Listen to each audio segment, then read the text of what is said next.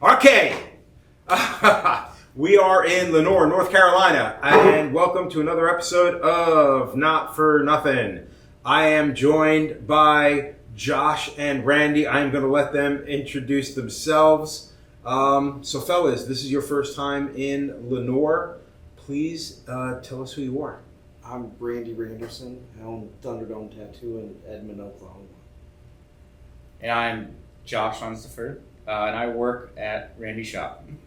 Okay, so you guys, this is the first. So you, the way I heard about you. Okay, we are in unfamiliar fucking surroundings because I don't know. This is our friend Brian Ballou's tattoo studio. It's a golden cardinal tattoo in Lenoir. So he's graciously allowed us to do this here. You're on the road. I heard about you first through Monday Malarkey. Yes. I heard about you through Jimmy, and after you started working with Randy, after you technically apprenticed under Randy. Yeah. Okay, so let's start with how the fuck did Monday Malarkey start? Like, whose idea was that?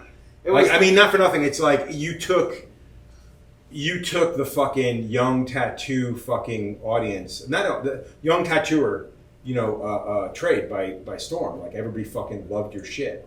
That's how I ended up in Oklahoma. Yeah, well, it was, I was already saying a bunch of crazy shit, right? I was normally, personality-wise, I'm like that day to day. Yeah, you definitely have a unique personality. Yeah, I say fucking what I think about. Like, I'll reel it in, depends on the crowd. But I like fucking with people. It's funner. I like tattooing that way. Right. So I just started writing stories about, Josh was saying, I had fun. This is the top 10 worst tats in life. And I was like, those don't even rank on the top 15.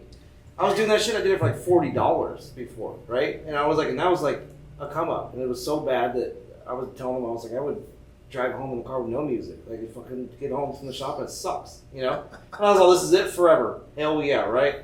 But I started just writing stories about, I was making memes, and like I didn't really see a lot of people that were talking about it. But at that point in tattooing, I don't know what year it was.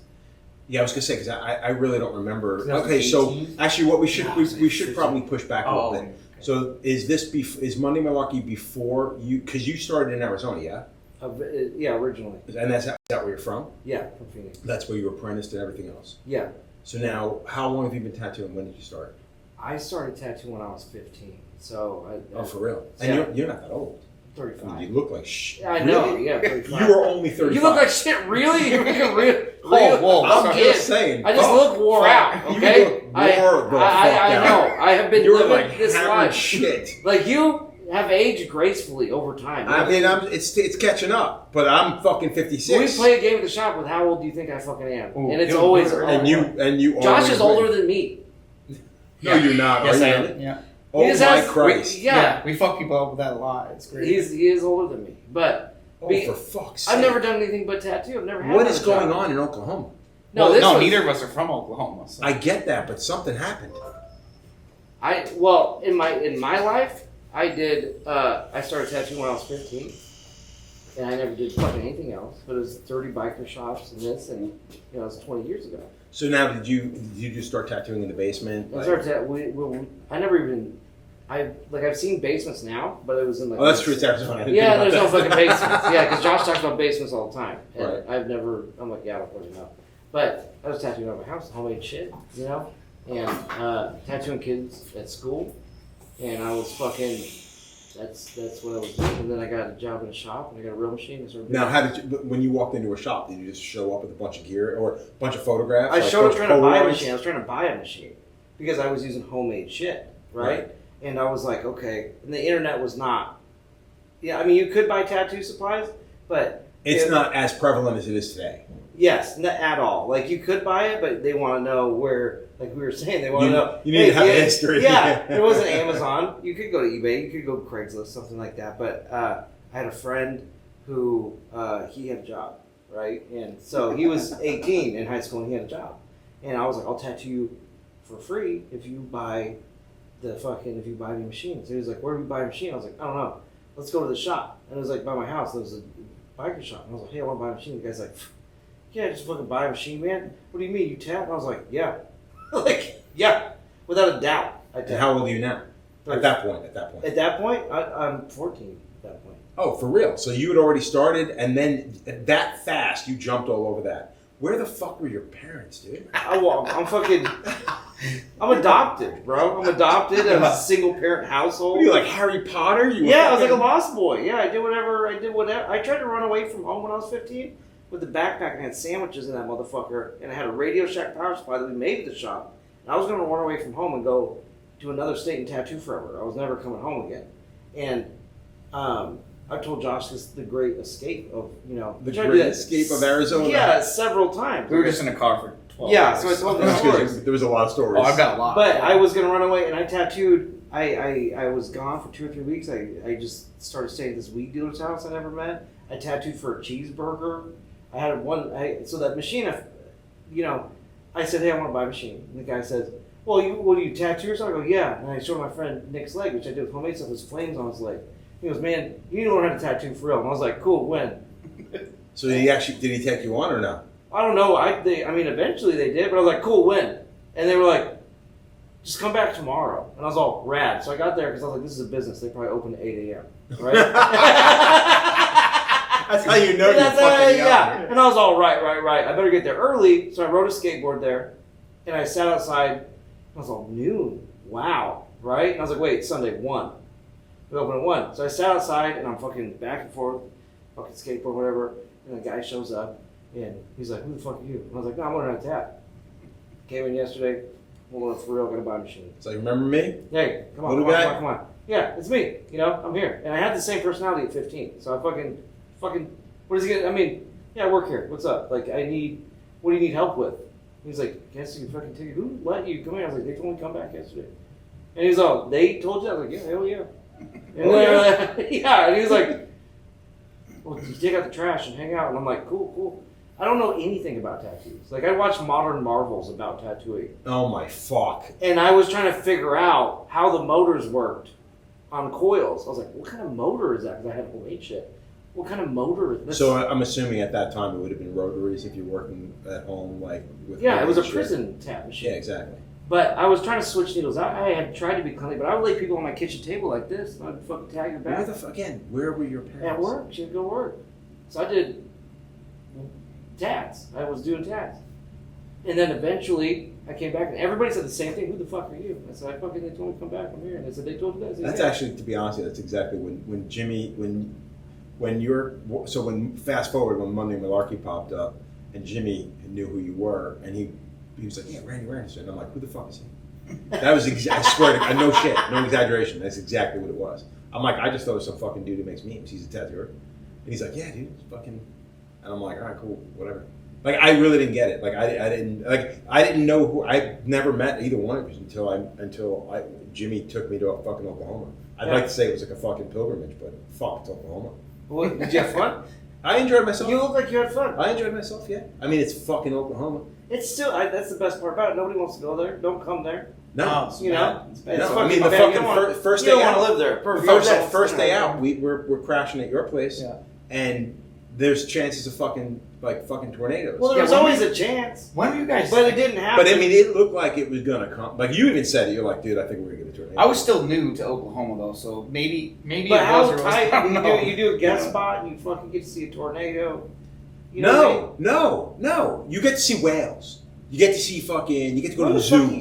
You don't go to see let's see a tornado. No, nobody wants to be in a tornado, dude. They chase them in the car. Yeah, because they're fucking stupid human beings. they got whole business plans around this shit. No, there's not there. Oh, no. Trust me. There's no business plan involving chasing a fucking tornado. That's just some fucking whim. I tattoo some guys. News stations all have. They got a whole storm chasing. They pay dudes to. Yeah. What's the health insurance like on that fucking job? Fucking, I don't know. Well, what health insurance do you need if you're fucking dead? You know what I mean? Okay. Well, there's that hope. Yeah. All right. Well, okay. Anyway. Exactly. We're straying. So, how long were you in Arizona? Like, where'd you work in Arizona? I worked at just, let's say, an unnamed biker shop in Arizona. Okay. And at that point in Arizona, there wasn't an internet. There wasn't connection between shops. The other shops were your fucking enemies. The other shops were your competition. Yeah, I think because it was Arizona, it probably took longer for it to catch up that shops. It was not friendly. It was not fucking friendly. Yeah, back in like in New York, back in like the late 80s, early 90s, probably to like the mid 90s, a lot of shops did not get along. No. And it wasn't until like like probably my generation where people started talking. You know Yeah. what I mean? But I can see that not really getting out to the fucking to the desert. So as far as I knew, that shop I was in, the people that came into it, and the kind of tattooing that happened in it, and it was exactly like the guys that were there, they had been tattooing for 15, 20 years. They used one machine for a liner and a shaver. They would switch it. We would make 5 liners. And so were they actually switching out needles? Yeah, they would switch the needle out, but in the same machine. So that's something it's funny. Like when I first got into it, that was stuff I'd heard, Yeah. but never actually witnessed. No, Like, they and we had an old school biker with us that worked in our shop as well, in the shop I apprenticed in, and that was something he talked about, but it never at that point. Why would you not have 2 machines? No, I like. It was a weird time capsule. Like That's my point when I say it takes longer for it to get out. to get the front, but it was black and white checker floors, red walls with flames, diamond plate on everything. Straight up. Like Fucking. was there a motorcycle in the front? Yes. Oil stains on the carpet. Yes, and you're trying to mop exactly, it. It doesn't work. You got spider web made out of rebar in front of the windows. You had the saloon doors. It was a fucking it was cool because to me that was the only thing. Like the tattooers that worked there, everyone was on the same fucking eye line. Right. Everything was the same. There was eventually people that worked there that were like, it was kind of like fucking seeing the outside world. He's like, you should look at these books. And I was like, holy shit, you should look at this. Look, I got like 10 machines. I was like, what, Well, dude, again, that means a lot. I mean, especially if you have outside influence. I mean, the shop I apprenticed in, every day on the fucking TV in the front room, they were playing Roy Boy, Tattoo Times. Like it was just like a rotation of anything that this guy can get that was on video at that time. So it was all these horrible recordings. But I mean, shit, for the first year of my career, I watched that every fucking day.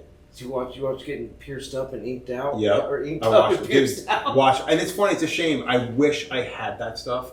Like it's funny.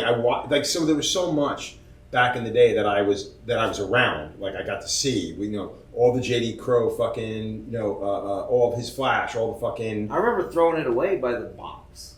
Oh really? Cherry Creek, JD, like all the tightest shit that I buy now. So it's funny, like Cherry Creek was never a big thing when I came in.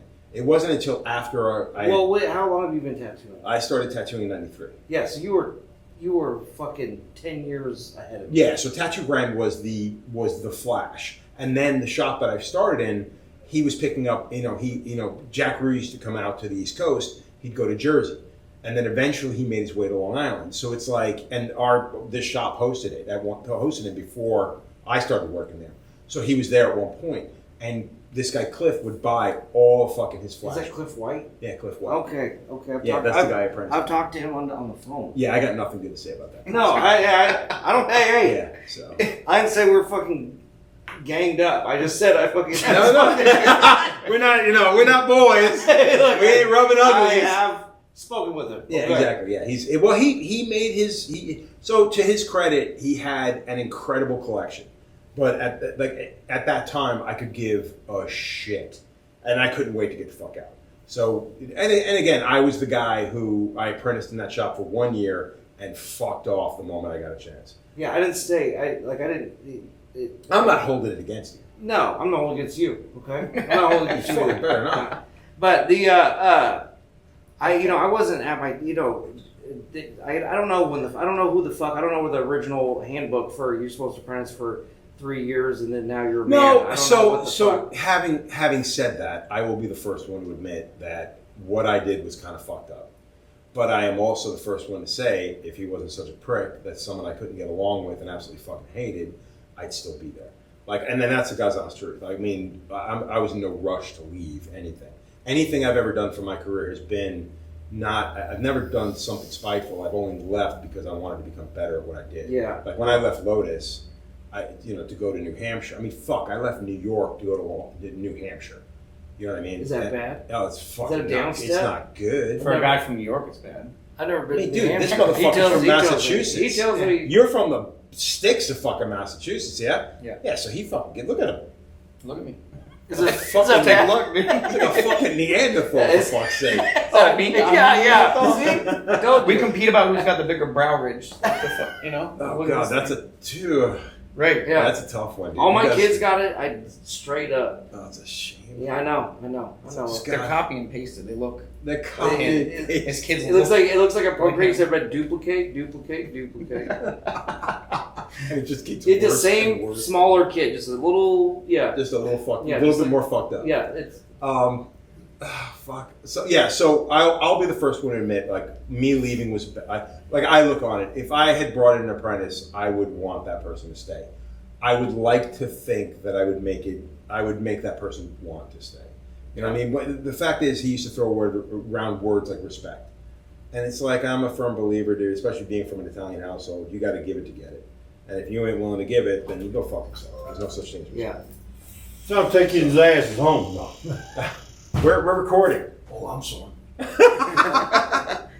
Welcome to Lenoir. Call up Ken, who gives a shit? So I had I didn't stay in my I didn't apprentice for 7.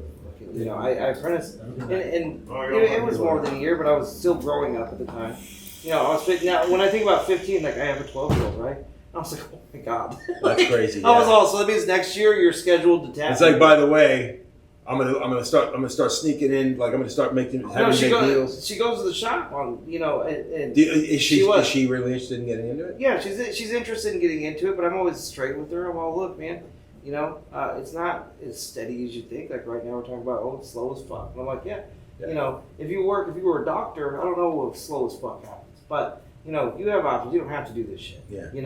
And I was like, this is what I do. I do all of it. I was like, but I think I'm gonna let her tattoo me when she turns 13, so I can just keep that in my family. That, hey, No, that's super cool, man. I mean, that's great, And again, like, so now bringing Josh in. Well, I don't want to jump. No offense, I don't want to jump ahead.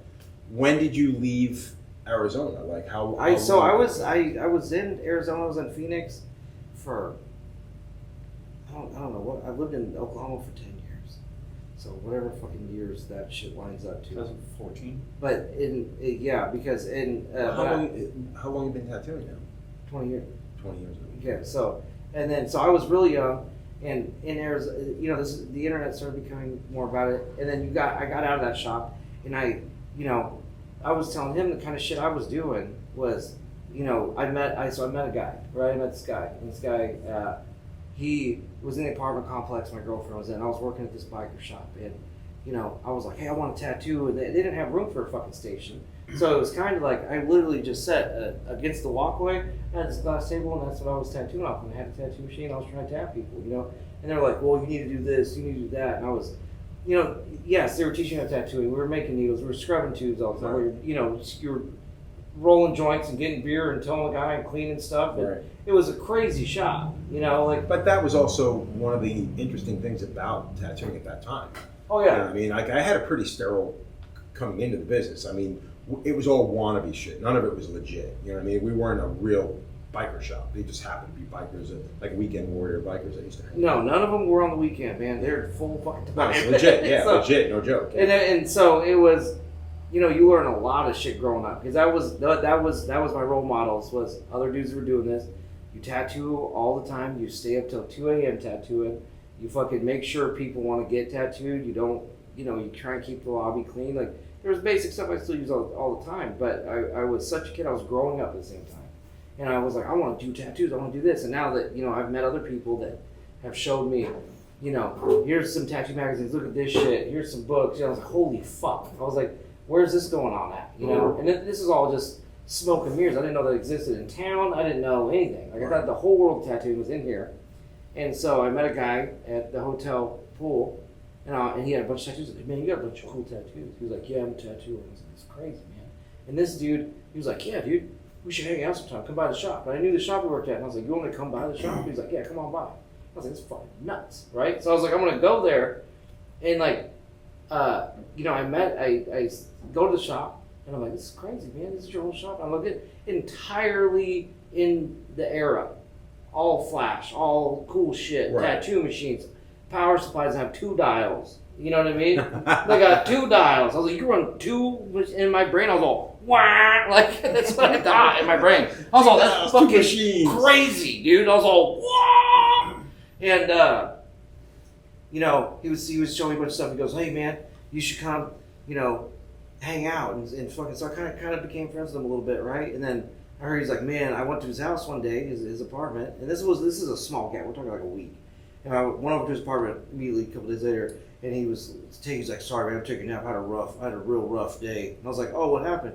He's like, well, I took too much Klonopin and I got on the fucking the Ferris wheel at the state fair. And I fell asleep, and they had to pull me off the Ferris wheel. They like brought a helicopter in. And anyway, I was like, and that's just like, it's still 3:00, bro. So he nailed that shit before noon. Day's not even He fucking nailed half it over. at noon, right? And I was like, and you're just home now? Or what the fuck, right? And he was like, yeah, fucking, blah. Like, he totally talked about it nonchalant. Like, that's like the 3rd time it happened, right? Jesus. And then I didn't have any idea. As I got older, I heard way more stories about them, which I'll tell you in there because they're fucking crazy, right? But then about a week later, it was Section 8 apartment, so some tweaker like robbed, at the time, this girl's house, and they took a bunch of shit out of her house, right? And so I go and I say, hey man, I think this guy across the way, I think he fucking took, I think he robbed us. Like, what do I do? But he goes, well, you just hang tight. I was like, okay. So I'm standing in this apartment complex, and he walks around. He's like, come on, let's go knock on the door. And I was like,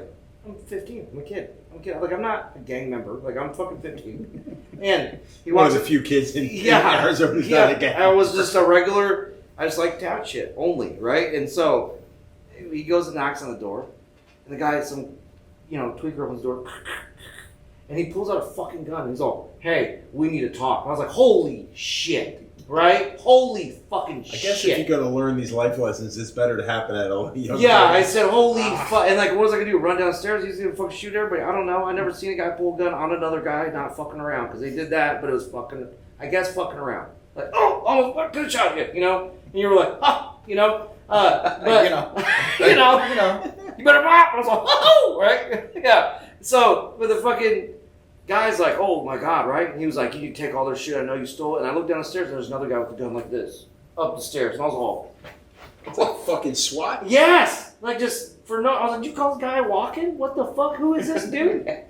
You got friends like that, and you just come over here and fucking aim at a stranger with me. And he's all, be there in 5. Got there in 3. He said, I'll be there in 5. Got there in 3. That's kind of the friends you kind of want. Yeah, and then the guy, so I'm like, holy shit. The guy's like, oh, I'll figure it out. And he's like, all right, cool, let me know what happens. And I walked down this dude's stairs, and I was like, that guy's gonna fucking kill me in our sleep. Like, I don't fucking know I don't know what to do next. Like, do I have to stay vigilant? Like, what the fuck do I do now, right?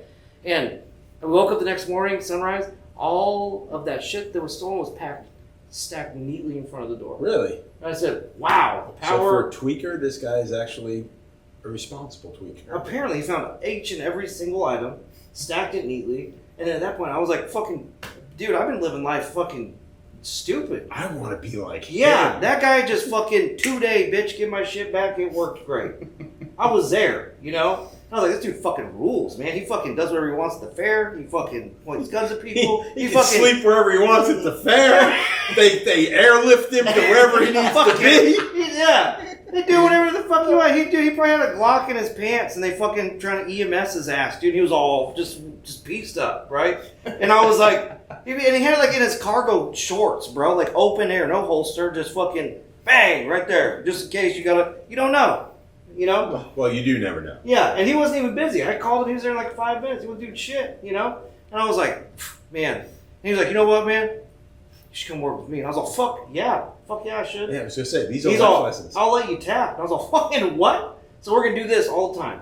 Firstly, we're going to be doing just... We're going to get people's fucking stolen properties back. Yeah. We're going to do adventures. We're going to tap.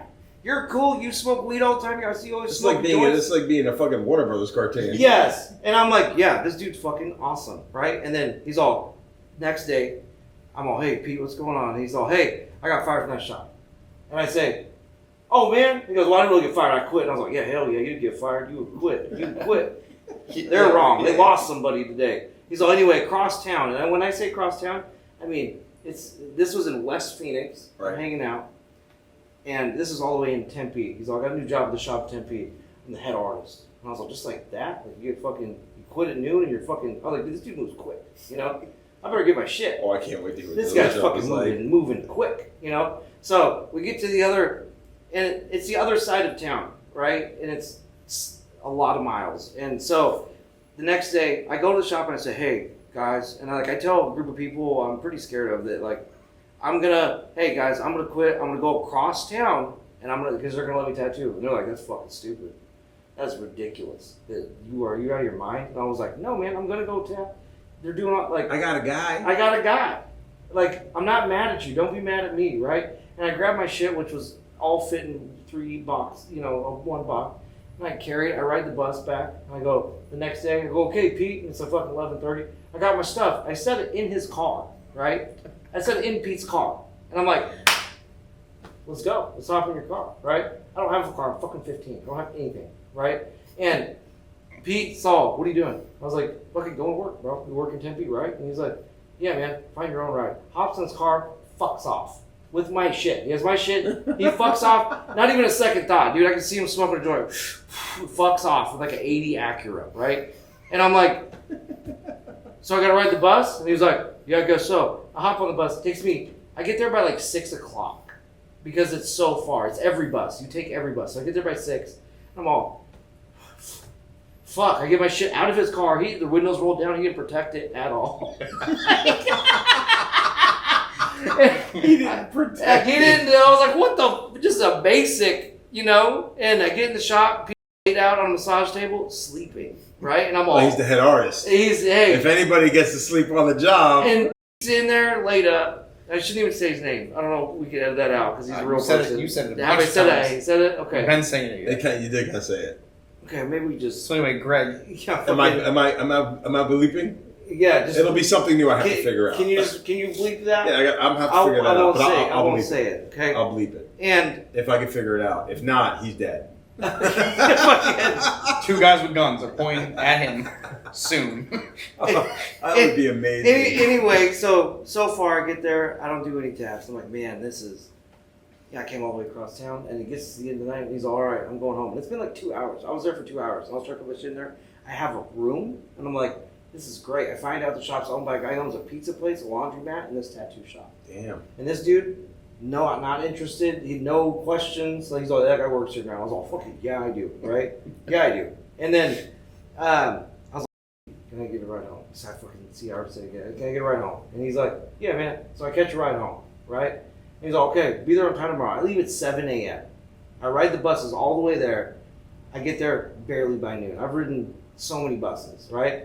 And he's nowhere to be found. Hasn't showed up, nothing. So I get there and I go, cool, man. And a guy walks in and goes, I want an American flag. And I was like, of course I can do it. Like, I can't tattoo an American flag. Okay? Just for the record. Not a chance, Of course I could tattoo it. And I tattoo him, and I tell him, I was like, I don't know, like $180, right? Which to me was about 50 times more. Right. Than I've ever, more money than I've had. And he goes, cool, man. I was like, holy fucking shit. Like, my shit is taken off today. This is the day. I knew I should have left. This is great, right? So I get done. He tips me $100. So I have more money than I've ever had. I buy a pack of cigarettes, and I'm like, I don't have to work for another 6 months. Like, I've made enough money to do this. And Pete shows up and he says, hey man, you tattoo? I go, yeah. He goes, you split with the shop? And I was like, yeah. He was like, cool, because it's 50-50. I was like, yeah, man. He goes, cool. I got tip you? I go, yeah, tip you $100. He goes, okay, cool. So he's all, just leave my half in my drawer. And I was like, what's up? Like, what do you mean?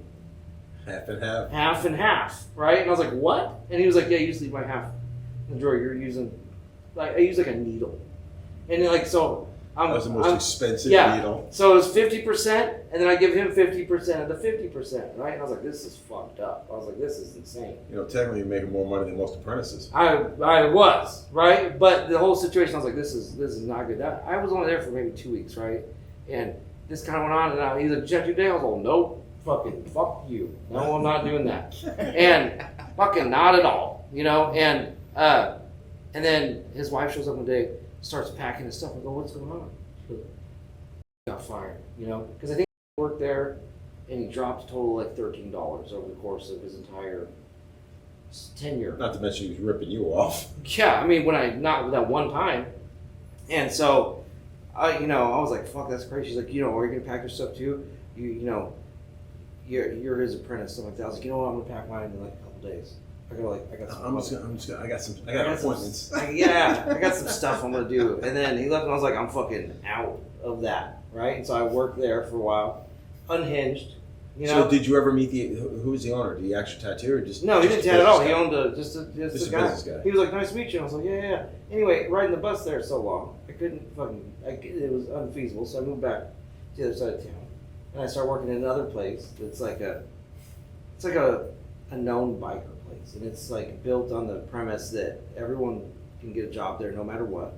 And if you leave there, no one's ever left. No one's ever been like, hey, I think I'm going to move on down the road. Nice, thank you.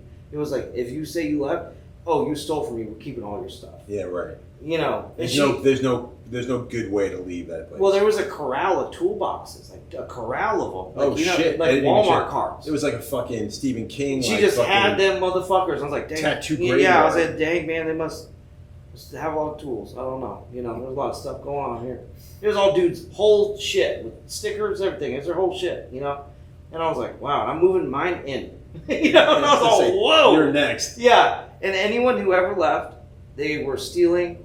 They had to, another guy would come by and he was like half owner or something. And he'd be like, hey, let's go talk.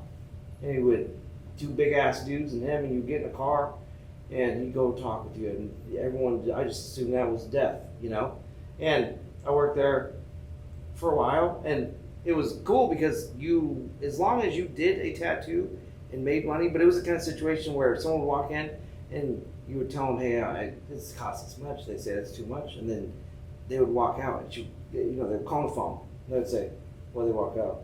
What are you doing?" It was on cameras, all the time. And they would sell you supplies. Oh, you need supplies? We'll sell you too. So you can just owe us, do this. And it was just this crazy.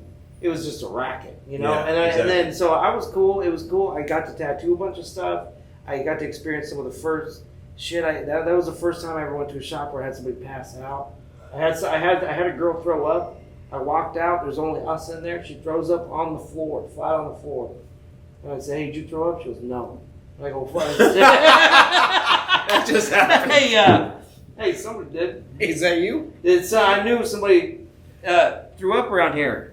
I know for a fact somebody threw up, and it wasn't me. I wasn't here.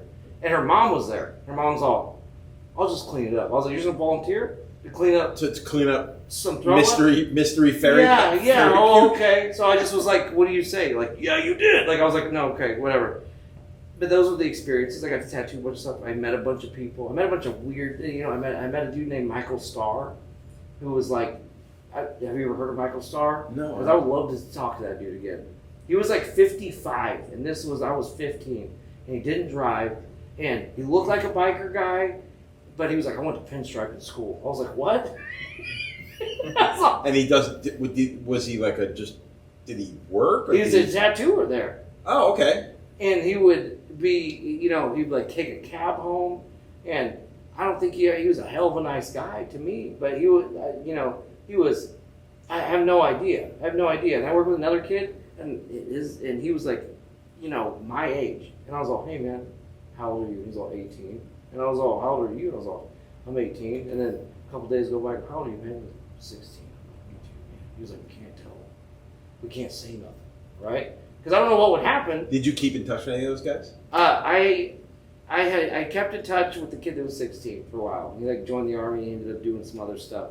The other people there, I think the first one is I've always told this guy was like, "Hey man, my name's Paul, whatever." I was like, "Nice to meet you, Paul." He's like, "You can call me Dragon." I was like, "I'm not fucking calling you Dragon."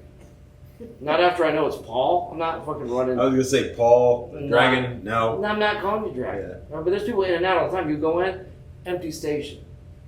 More people bounce that fast. like this.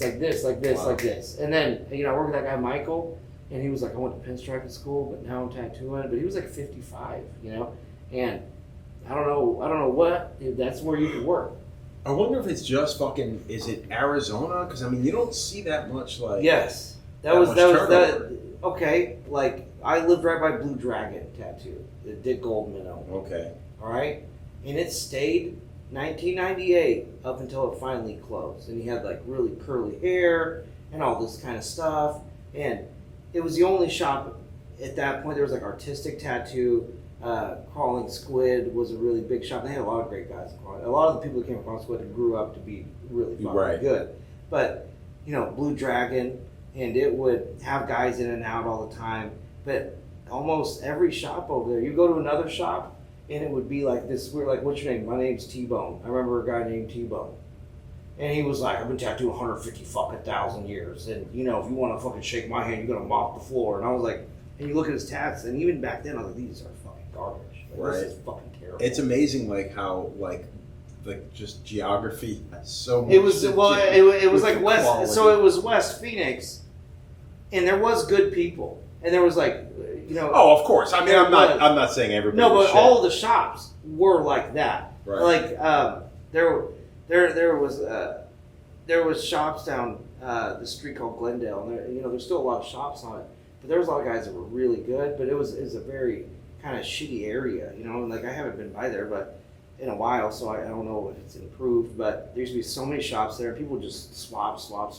But all the shops were just kind of, you know, dusty on the west side. And you would hear like tales. Like I worked in Tempe, right? And that was the shop I worked at. So my impression of Tempe was, what the fuck? And, you know, same shit. And people were like, you gotta go work in Tempe. That's where they're really tattooing. Aaron Coleman was in Tempe. All these guys were in Tempe. You know, you'd hear like mystery stories about Mike Roper. You're like, there's this guy. You know, and you're like, okay. So I gotta get over there. And all the shops over there had their shit together. Like you couldn't get a job there. And if you're like, hey, I'm gonna you're not just cruising in there. No. Because you're from the fucking kind of scum side. There's a lot of good people that came from there. Adrian's from there. Adrian's from the same place I am. Okay. Right? He's from the same. He tattooed us at one of those shops where they would like airdrop gloves in, and people would take him and hoard them like rats. Like the guy would like throw it in the door, and we would all be like, "Go!" Like a fucking airdrop. And like that shop, that's the first time like people get out of prison and work there.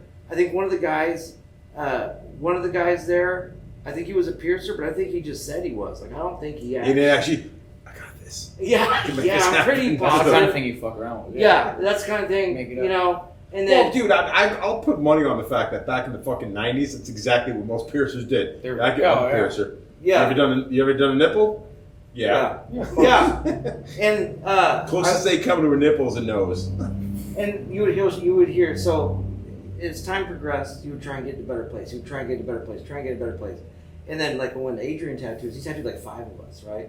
And all of us, I think, total had, you know, each. I think I had $200, right? And all of us only had $200 or $300. And he was cool. He tattooed us all day. He was the only person that we ever saw who was fucking crazily good at tattooing. Yeah. That was from, you know, the same side of town with like us. The same hood. Same you guys people. are from. Yeah. People. It's like where he. How did he do it? Yeah, he's like he was born of. And he was smart, and he had his shit together. And he was a cool dude. Like he just did cool shit. He listened to cool music. You know? So how long did you stay in Arizona for? I left Phoenix. Oh fuck! I probably lived. I don't know what year. Let me say 2011, 2012. Okay. So as I got older, I fucking, you know, I started dabbling in drugs. I get fucking strung out. I'm doing fucking stupid shit, and I become another chapter of the same type of bullshit. Where you go into a shop. I worked in shops that we were all strung out. Every person was strung out. And the guy we worked for, well, he's dead, so R.I.P. Zach. But Zach used to get slung out and then fucking fall out on the floor, laid out, and we would draw a chalk line around him. And then we fucking, the next day, no one would clean anything. It was a fucking Peter Pan thing. Zach got a bunch of money one time. He got arrested. He got a bunch of money. And he was going to court in jail. And the car crashed and it like fucked him up, and he got a bunch of money, so he opened up this shop. And Zach fucking immediately was all, woo, right? But all of us were already at the fucking bottom, so he just hit us with right there. And like Zach knew Adrian. Like Adrian knows Zach, you know? And we used to draw chalk lines around Zach all through the shop. We did it day after day until it looked like a goddamn genocide through the whole. I was gonna say it looked like a fucking. And then there was a feet print from the chalk. We never cleaned it, and then we were just the whole shop, just little ant lines and fucking chalk, right? And that was like that shop ended. We went to go open the door one day, and they changed the locks.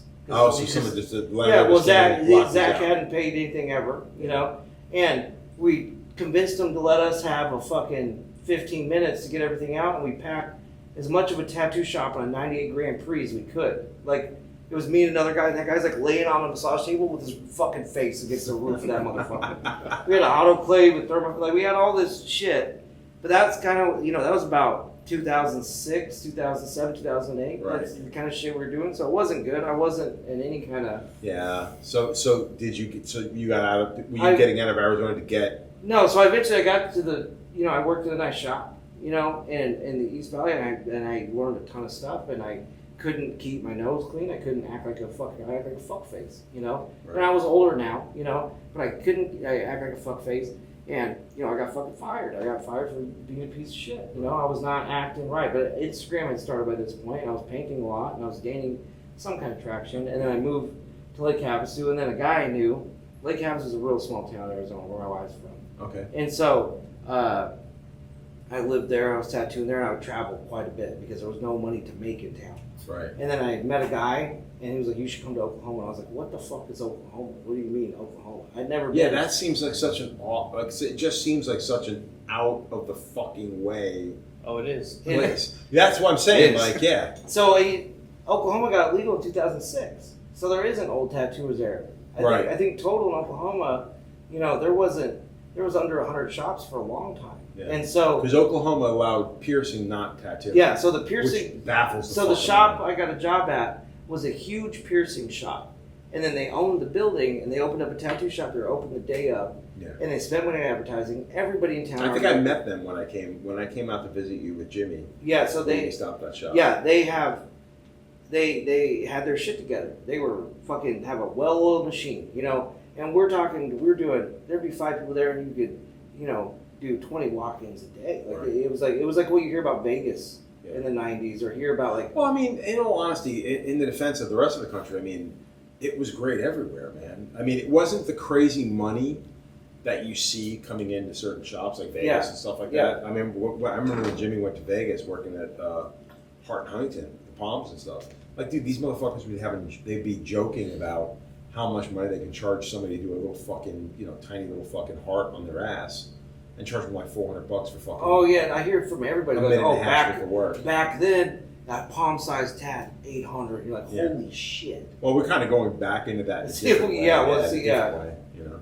But I you know, I was going out there guest spot, and I'm a fucking worker, man. Like I was telling you, every day, you know, if you made $200 in a day, that was a fucking phenomenal Right. day. So you're over there feeding me tattoos to do, you know, and at that point in tattoo, you did every tattoo. Yeah. You did every fucking tattoo. Well, there wasn't a version of where you're like, I don't think I'm the right guy for that. If I'm breathing, I'm the right fucking guy. Yeah. I'll fucking figure it out, you know. And so they hired me.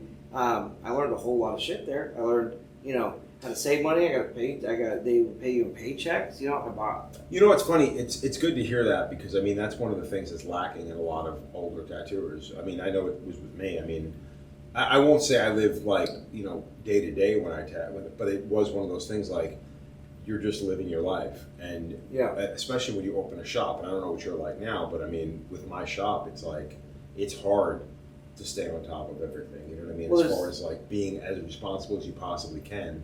There are definitely things I wish I had done in my younger life. You know what I mean? I had met older guys that had a couple of shops, and they had, and you know, the advice I got from them because you know, I have 4 kids now, but I had one then, and I said, hey, we should go to these conventions. We should do this. We should, you know, I'm fired up. You know, and this guy's been tattooing for, you know, 30 years. Yeah. And he was like, look, man, I did all that stuff. You go out there, you do all this. You know, then we were talking about kids, and he was like, I came home, I had a 15-year-old kid.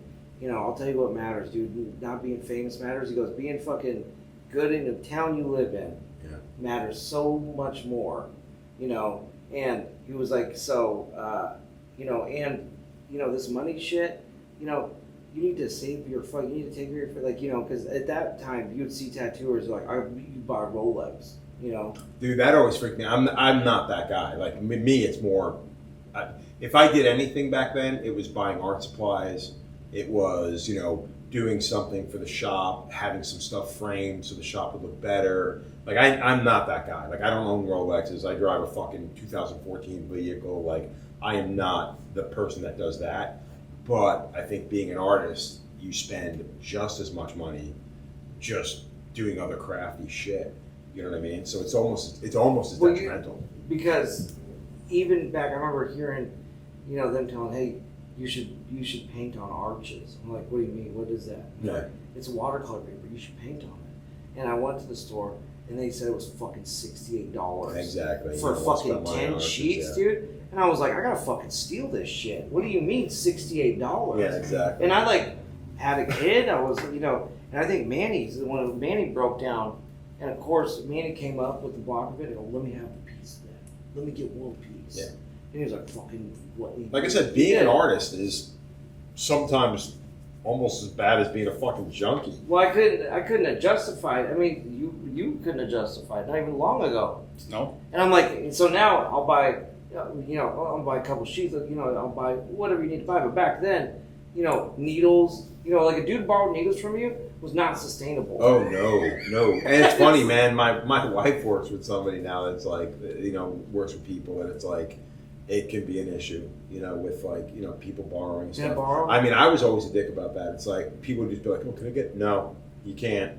Like, it's not my fault you're a fucking flake. You can't borrow my shit. Like, or you would fucking, you're out. Can I, let me borrow? That there just wasn't that thing. So I was always broke anyway, and you start making some money, so things get better and better. But when I moved to Oklahoma, I was trying my best to be a grown adult and fucking take care of shit. And so, my wife is really good at saving money and allocating, and she's really good. I'm really good at trying to get it, but she's good at actually making it so work for you. So I worked there. We bought a house, and I moved out of Arizona too because there was no dimension where I could ever fucking afford a house. I could never buy a fucking house, and then I had the second kid and third kid. I realized I could buy another house. There was things to do. I started asking. I would tattoo a guy. What do you do for a living? Oh, I do mortgages. Can I fucking ask you a bunch of shit? I started getting smarter. Yeah. Then you get an IRA, you get a 401k, you get a living trust. You can do all kinds of shit now. Now it's at the point where I'm definitely never rich, but I've tried to buy land. You're doing better for yourself. Yeah, but so when I taught him how to tattoo, I think he was the only apprentice I ever met in my entire life who bought a house. Yeah, I was gonna say. So how the fuck did you end up in fucking Arizona? You're from Massachusetts. Mm-hmm. So how'd that happen? Did you lose a bet? No. Monday Malarkey. I was just starting to tattoo at peak Randy fame, I think. I don't know when the fuck that was.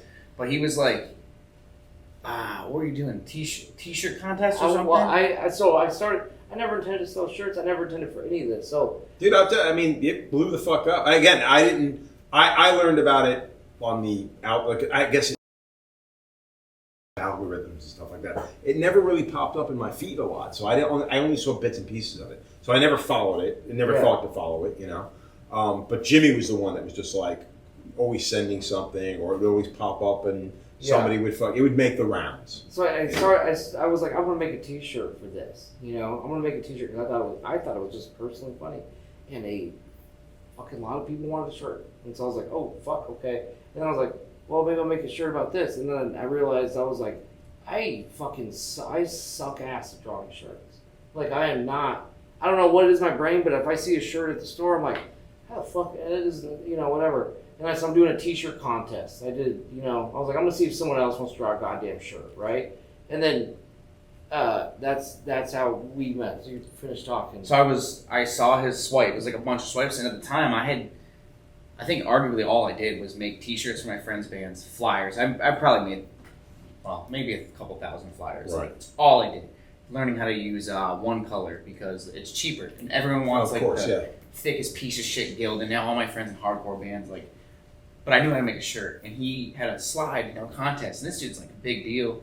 Everyone's talking about him in the shops, and we're all laughing and shit, and I'm swiping, and I'm like, none of these are like shirts. And I had done shirts with like help tattooers. Right.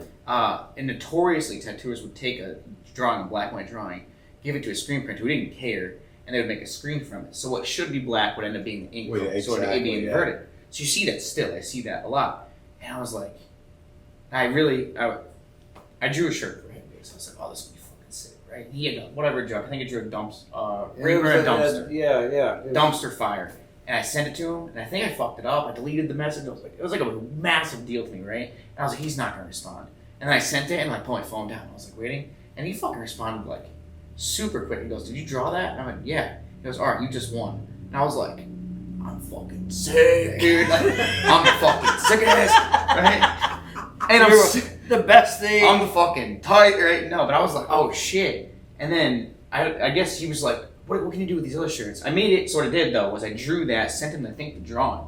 And he was like, how quick can you make this into like a shirt? Well, I was dealing with other people, like, I'm a graphic designer. I was like, cool, can you make me a shirt? He was like, yeah, give me like a couple weeks, revisions. And he's back there fucking. No, dude, I went home and made it printable. And sent him yeah. an Illustrator file, which a lot of, at the time, people, I need vector. Well, I fucking make it vector for that reason, right?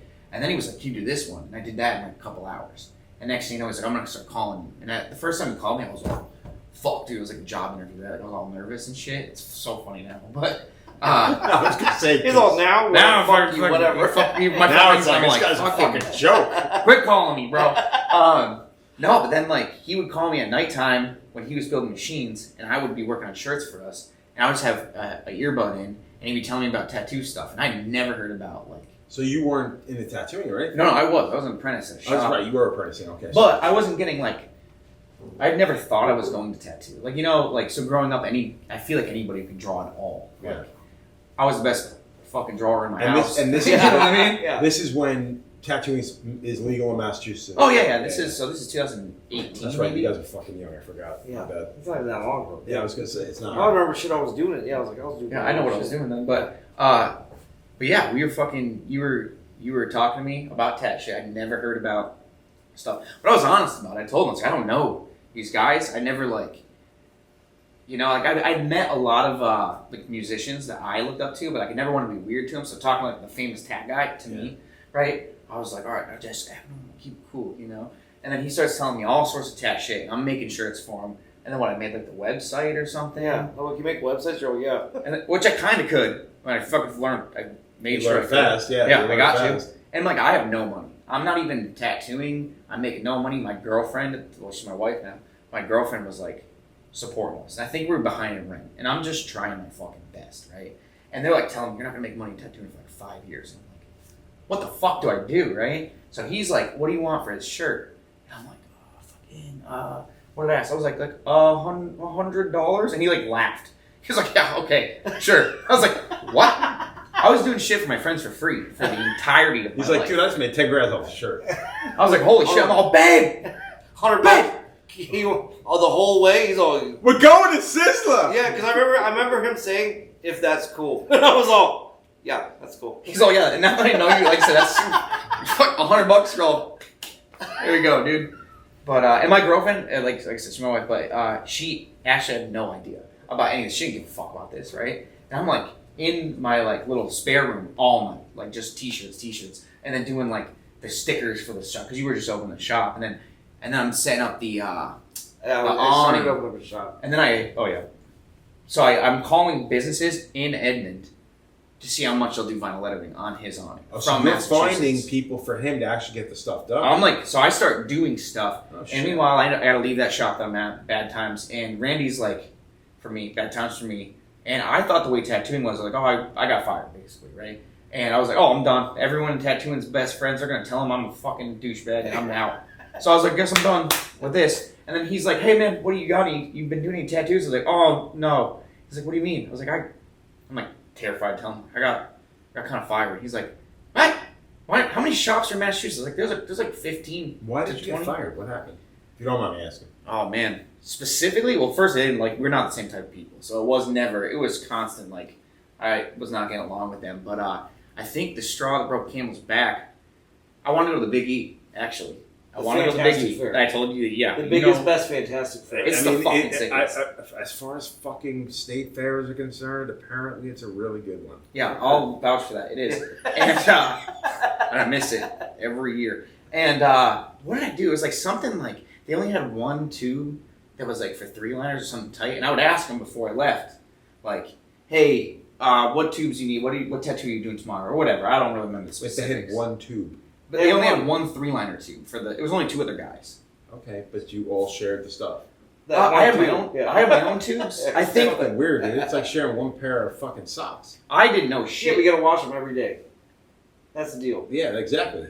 Well, and even in hindsight, I'm like, I can't remember why, because I wouldn't just leave the tubes. Like, I remember like leaving the shop, going, no, I did my job, you know. And then like I got a text or something, and I was like headed home, and my wife was like excited to go, as we are, and.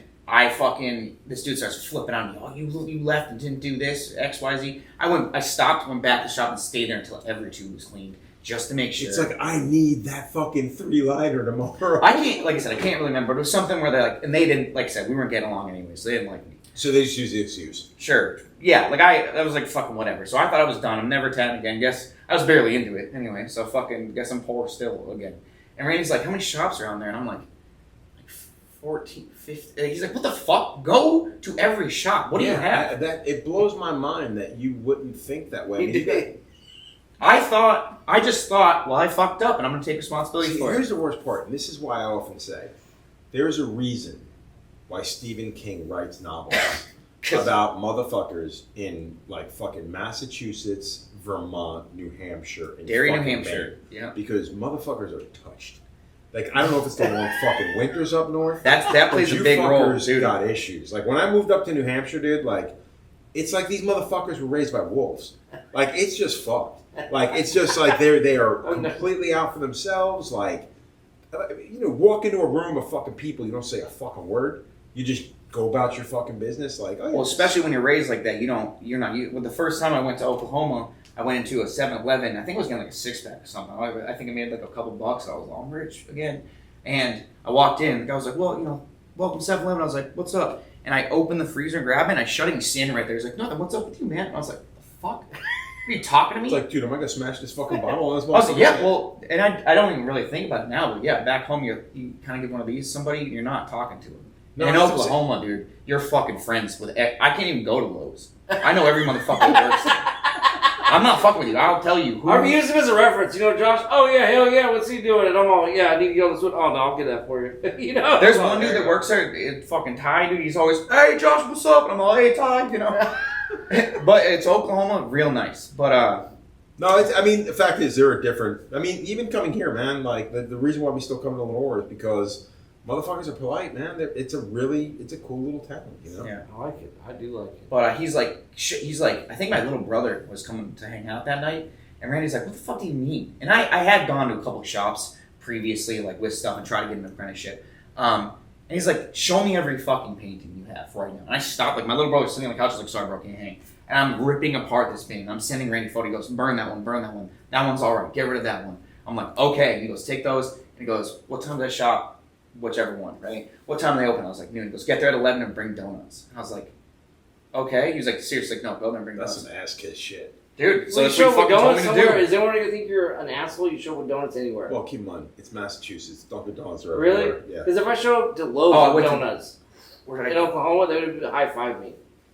I went to the Whole Donut. It's in Holyoke. It's a difference. They're good. They're good. It's not Dunkin'. But... Oh, dude, don't say that like Dunkin' is good. No, but Dunkin's like the fucking staple. Dude, go ahead and tell someone. You ever had Dunkin'? You think they're gonna say no? There's six. There's six. You're right. You're right. As a kid, it was like we're making the donuts. You were like, fuck yeah, they are. You know, dude, everything is great as box macaroni and cheese is great as a kid. Fuck yeah, it is, dude. Fuck yeah. Even it's shapes. It's only good as a fucking nostalgic wannabe throwback, and the moment you do it, you have nothing but fucking regret. You ever put hot dogs in it? Yeah, exactly. My wife and I, we moved to New Hampshire. My wife and I, when we moved to New Hampshire, we used to do this thing. We do a white trash dinner, and we go out and buy an expensive bottle of wine, like a fucking killer bottle of wine. Get a box of mac and cheese and a fucking bunch of fucking hot dogs, and make hot dogs and fucking mac and cheese, and drink an incredible bottle of wine. That's just Thursday. That sounds like a regular time. Let me know when. Exactly, dude. We're doing the crazy. When you find yourself in Connecticut next, Oh, we're doing promise dinner? you I this, got yes. you. I I promise got you. you. The new Haven I will special. get you the best box of mac and cheese. I Oh can man. find. Oh man. But, oh, sorry. Go ahead. No, anyway, you keep going. No, so I borrowed my little brother's car. I didn't have a car at the time. I borrowed my little brother's car. I go to this shop and I have like stacks of paintings. And I had bought this shitty tablet at some point, and I had scanned every photo I had and put it in it just in case the guy wanted to see it. He's all. What if What if he only looks at tablets? He said, "Hey, you got a slideshow?" And you're all, "Yeah, right here." And I had As a it. matter of fact, I didn't know. I was like, dude, I'm pretty literal. So you tell me to do something, I'm just gonna do that. And if I trust you, I'm gonna do exactly what you said. Follow instructions. So I fucking walk up to the door, knock it. It's like a house. Like the shop is a house, like a Victorian looking house with like eyeballs painted. It's crazy, right? And I walk up and knock, and no one answers. And I'm like, oh, they're not fucking here. And I go to walk in the street, and a car comes right around the corner, almost hits me, and I'm like, fucking this area, man, you know? And I go sit in the car, my little brother's fucking Subaru. I'm all, okay, right? And I see the guy get out of the car, and he's got tattoos on his head. And like, he fucking works there. I just walked in front of the fucking guy. I gotta go ask for a job. And he wasn't bothered at all. He didn't even fucking acknowledge it. I was like, fuck dude, I do not have good luck, right? And I was like, okay, and I've been doing shirts for him for a while now, enough that he was tagging my old ones, like my just regular guy Instagram. Yeah. And I fucking see this guy, I'm like, oh, courage time. I was all, man, I'm like walking up, he sees me and he turns, like way early. I was all, oh, and he turns around and I'm super nervous, and he has a different hoodie on. And I was all, fucking yes, dude. And I was like, hey. I fucking own this guy. Hey, man. I can't wait for him to hear this. I was like, what's up, dude? Hey, what's going on? You know, and I'm like, Did you bring the donuts? I don't think maybe. I'll ask her. I'll ask Curtis if I had donuts. But I was like, hey man, I'm trying to get a job, basically. And he's like, oh, what's your name? And I was like, Josh. He's like, oh, you do shirts for, and Donnie's like, oh, fuck yeah, come on, man. I was like, I can't believe this shit, dude. I can't for your first shop. It was amazing. I was like, this is so sick. Now he's sitting there going, man, maybe I should have got a couple other shops. I might be big all around here. No. As soon as he got one toe in the door, he was all fucking. That was the sickest advice. I was like, yeah, fucking probably. Anyway, so I fucking went there, and then I probably got fired the next day. Again. You got fired? Yep. Why? So I didn't have a car, and my buddy was just happened. Oh, I was asking people for rides because the bus took an hour to get there because the bus was all same with you, and I was like, fuck. So my buddy gives me a ride there.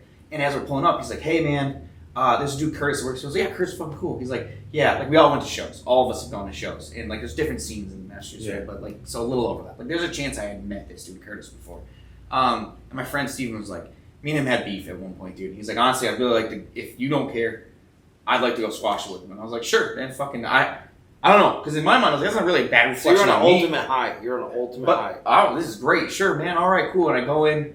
And, like, he comes in, I don't know, I'm not responsible. I'm not his fucking lawyer, right? So they kind of start talking to each other, and you can see the animosity, and they kind of say whatever they say. Everything's fucking cool, right? Now, I think I met the owner the first day for, like, 10 seconds, right? He's not in at this point the second day. And he comes in while my friend is still here, and he, like, kind of comes in, skitters around. I don't know him at all. I don't know his personality, what his normal habits are. But he fucking Hadoukens his door, slams it. And Curtis is kind of like, what the fuck? And I'm like, yeah, what the fuck, guys? I don't even have, I like have a box of shit, right? What the fuck? I haven't done a fucking tap. No, so I'm like, all right. And he goes in there, and I can hear him screaming at each other. And Curtis comes out and says, hey, man, listen, you gotta go home for the day, but like, I'll call you. But he's like, you just don't mind him. And I was like, what the fuck? Don't mind the owner. Or something. I don't know. I got this. It's a little speed bump. I'm kind of being, anyway, so I'm like, I'm fucked. And my wife was like, the fuck is tattooing, dude? And like, her brother tattooed, so she's kind of like, has a kind of idea. I'm like, I guess it's fucking crazy, dude. I guess it's fucking crazy. Or I'm crazy. I don't know. And a couple days goes by, the owner calls me, and he's like, hey man, listen, basically, when are you coming? He's like, hey, when are you coming back to work? And I was like, right now? I don't know, what's up, right? And it turns out my friend had pissed him off at some point. And that guy thought it was a different guy, and he was like, fuck that guy, and hated me immediately for it. What the fuck? I have nothing to do with this. Turns out that dude fucking rules. The owner of that shop took care of me. I ended up going back there working for a while until, you were like, come down to Oklahoma. Yeah, well, I didn't want you to come down to Oklahoma, but I was having you basically do shit for me and try and help you over the phone. Yeah, I was getting an apprenticeship on the phone. Like, I did the first Chrome tat that I did. Randy, like, I think he was like sending the drawing, right? But he wasn't responding, and the dude's here, so I'm like, I'm gonna fucking do it, dude. And I just did one horizon on like something this tall, and it just fucking garbage, dude. And I was like, let me see the tat dude today. I was like, I didn't tat today, dude. It's like that didn't happen. I was talking to him all the time. He was helping me do tons of shit over this internet thing, this thing. And I was trying to make shirts, and like I didn't have a ton of shirts, but I was kind of putting it together because people were asking me, "Do you have more shirts? Hey, do you got any more stuff like that?" And I had a guy who was printing it for us. Anyway, and he was still learning how to tattoo, and I was like, "Hey, man," in my brain, I was like, maybe he'll just never, maybe he'll drop this bullshit off about tattooing, and then there'll be no more tattooers, no +1 in this world for me, because I was like, there doesn't. He's just gonna be your fucking media guy. Yeah, I was like, you'd be the counter guy. Like, you'll be a greatest counter guy, right? And he was like, no, I really want a tattoo. And I was like, yeah, you fucking need a tattoo, There's already too many tattooers. You don't need tattoo, and I need a fucking media guy. Yeah. And I was like making jokes. I was telling people it was a federal ban against new tattooers and stupid shit. Like, I was just doing crazy shit. And I was like, look, man, why don't you come out here and let me meet you? Because at this point, it was getting like, I'm calling him every day. Like, I'm talking to him. I know him. I know Ash. I know he's got all these fucking cats. He lives in what I assume to be a shithole apartment. He has no car. I'm FaceTiming him. He's on a city bus. So I was like, this guy's he's fucking doing it, And the guys, doing something. Yeah, the guys he works with, they've been tattooing a while, so I'm talking to them, and it's cool. Shit's cool. So anyway, and this is just from my perspective. I was like, man, maybe if we're gonna have this dude come out here, And in my brain, I was like, don't do none of that. I'll never do that. There don't need to be any more tattooers. Blah blah blah. And I was like, this guy seems like he's trying hard, because he did exactly what I said. You get your fucking ass on that bus, go find a motherfucking Not only job. that, I mean, technically he's tattooing at this point. He's trying to tattoo, and like I think I gave him a gift. I gave him a power supply. Oh yeah. I was like, what do you use it for a power supply? He was like, it's just like lamp cord kind of thing. I was like, listen, motherfucker. I was like, you have nothing in your favor. I was also painting on the cheapest paper I could get from Michael's, and then he passed along the same generational. Go get some arches. Save up your fucking pen. And I was all arch, and I picked the thing. I was like, fucking buy one get. I waited for one of the buy one get 52 pieces free or whatever Michael's does. And I was like, fucking damn it, dude, that shit was expensive, and I still suck. I didn't know how to paint, Well, and again, that's a big nut when you're learning technically. And dude, I was like that. Yeah, you just told me to buy like the fucking top notch paper. It's like I know you've never driven a car before, but you got some money. Buy yourself a Corvette. But I'm just saying, I already did all of it for you. Just buy fucking arches. Just suck the dick, buy it, deal with it. Suck the dick. Just get in there. It costs the money. Learn to paint good so you don't waste it. Yeah. I think you said something. He said something to the effect of like, "Hey, I've done a lot of work with a lot of guys, and no one fucking listens." He goes, "You ask me what did I want in life? Like house, wife, kids, all this shit." He goes, "If you do what I say, I promise you'll get there, right?" And so I take that to heart. I'm like, okay, so everything he said to do was like fucking. Dude, I'm so happy to know that you did not become fucking shyster, cocksucker, fucking wannabe mentors. Oh, don't get ahead of yourself. We got more stories. We got more. You didn't hear. No. He did all kinds of shit. Yeah, so you're good. I'm here. You're here. You're here with us on this shit. Things are going great. Right, I was sitting over there. Initially. Yeah. He was like, no. Yeah. Anyway, so I just realized you guys are almost dressed. Yeah, it happens a lot. We wear the same shirts sometimes because we both print the same shirts. We have the same collection. It's not that crazy. I was like, I know you got. But we'll be out on a trip like this. We'll go to Walmart and we'll say, that's a nice pair of shorts, and we'll both buy one. Turn around, we're both wearing. We have the same shorts in our hand. I was like, I'm not putting them back. Okay, cool. I'm not putting them back. They're fucking. These are nice. So if I had the idea, I said, I want to find this guy. I want to see what he is in real life, right? So you flew him out. Oh well, I know. No. I paid for my flight. I saved. Why after buying arches and a plane ticket? That was like fucking buying Taj Mahal. Dude, I could have gone to see Madonna. He was like, it was all his money. What the fuck was I gonna do? I said, you can come out. No, I mean, to be honest with you, man, it's incredibly refreshing to hear a story like this because most people expect it to just happen. You know what I mean? They're just and they get pissed when it doesn't. I expect everything bad to happen, dude. So. Well, I mean, not for nothing. You are fuck you and that's why you and Jimmy get along so well. Fucking Black Cloud motherfuckers, dude. Yeah. You're Black Cloud brothers. Yeah. I'm fucking down. I called Jimmy. What's up, dude? Fucking both angry already. Exactly. He said, "What? What do you mean? What's up? Nothing's fucking up, dude." So he flies out. I tell him, I want to see if he's cool. hey, you got to buy a plane ticket, and it's like $300. Like he has, I'm pretty sure like $7 trillion. He like maxed out. He like maxed out his everything, right? And not credit cards. I couldn't get those yet. I didn't even have those. And his girl's just something like, God. Oh man, she's fucking been down the entire time. She's like understand. I mean, it worked. It worked. So we can look around. And go, cool. No, looking back on it, that's phenomenal. She was down. So like you literally have a Cinderella story, dude. And he showed up, and I remember I was driving a sign at the time, and I pull up at the airport. I'm like, cool, man, I'm gonna go get this guy, right?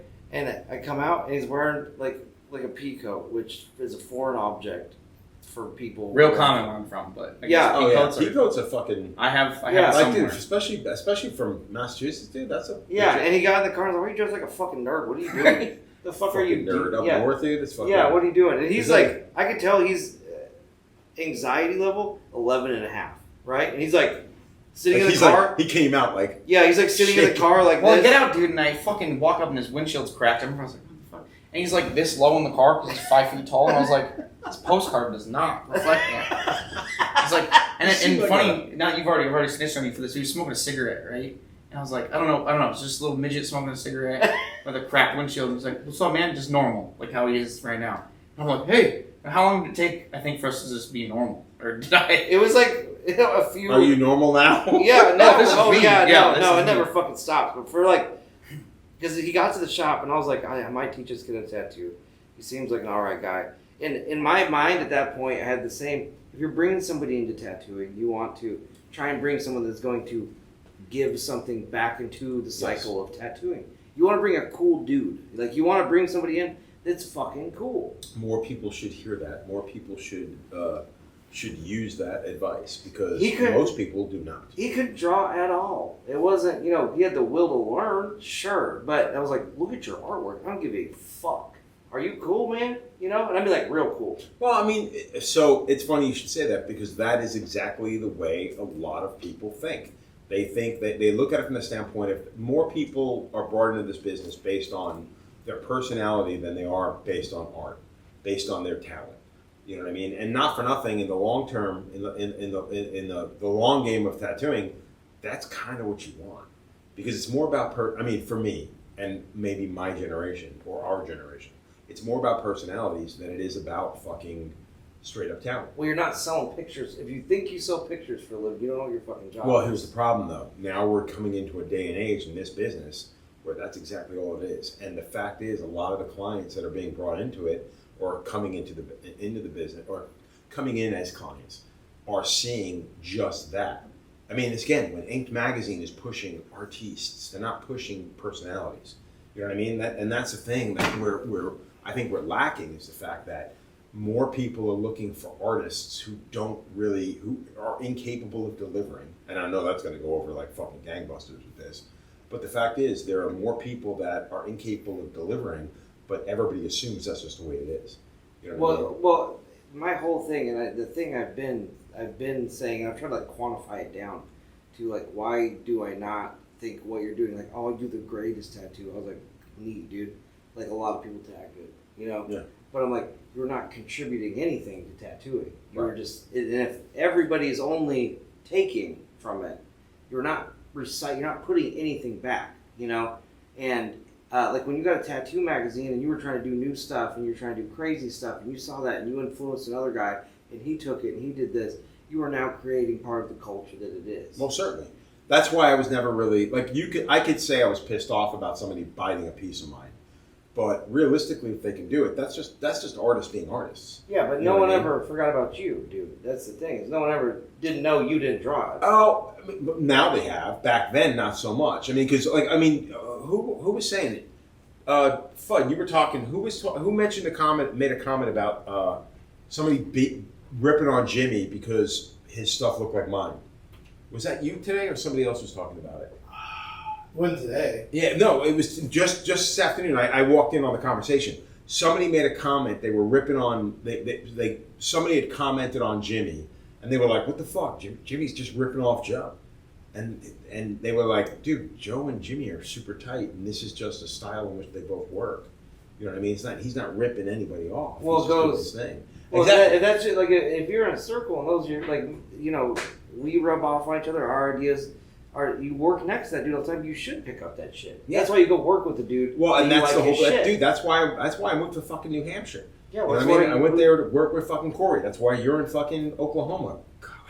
But yeah, I mean that's where there's a reason for people doing stuff. Yeah, and but even in the small things, there's certain things that at our shop, this is how we do shit. So when we go out and people aren't doing that, both of us are like, that ain't how we do shit. You know, like he tattooed the hardest shit on the hardest people for no money at a tattoo convention, the worst circumstance. The last dude there. But at our shop, that's what the fuck you do. Like, there was never a speed bump. He's doing it. Yeah.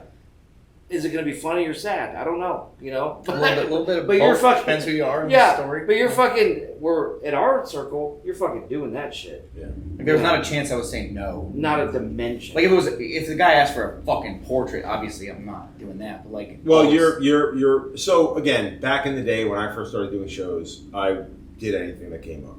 Like if I had to do a tramp stamp, and back then tramp stamps were a thing. Yeah. You know what I mean? By the way, I do hate that fucking word. It's just that fucked up the game because they were easy tats. They were easy, and not for nothing, dude. For the most part, they were very flattering tattoos. Yeah, no, it was a good thing, I mean? and people calling it a tramp stamp fucked it up. But I mean, when someone came up and they wanted that like little tiny piece of tribal on the lower back, you fucking did it. I mean, I did that. I remember the first time I did the Greensboro convention. I mean, I did like 10 tattoos. And they were all little fucking quick little bangers. Like I did one or two things that I was known for, my flash, whatever. But for the most part, you did whatever came up. Then the convention dynamic changed, and it was more about collecting art from people who came from all over the country, all over the world, depending on the convention. And people came out to get cool tattoos they couldn't get in downtown. Yeah. And now we come full fucking circle. And now we're back to a fucking time where conventions are about people walking around with their fucking cell phone looking to get their Pinterest tattoo for as cheap as possible, apparently. Well, I see the Pinterest people, and for me in a walk-in shop, that's fine, that's easy because it's already there. But back to what we were saying about in tattooing, you want to bring somebody cool into it. And I don't mean like, oh, that guy's just cool. He sucks everywhere else, but he's real fun to be around. I mean like. You want to bring a guy with the right attitude, like, hey, you understand what we're trying to do. I'm not trying to preserve it. That's the thing is people think, oh, I'm trying to keep tattooing. No, you want like to add it was. to it. Yeah, I want to give something to it. When all of the Monday Malarkey, it had an effect I could have never fucking imagined. Oh, I'm blown away. And I didn't mean that in a bad way. But no, it's but crazy. when I flew him out, I wanted to see if he would pay for it. Are you down for this shit for real? Because I'm like. I don't give a fuck how much you love tattooing. I love it more than you. This is it. Like, people are like, what do I do? I'll like figure it the fuck out. But it's not.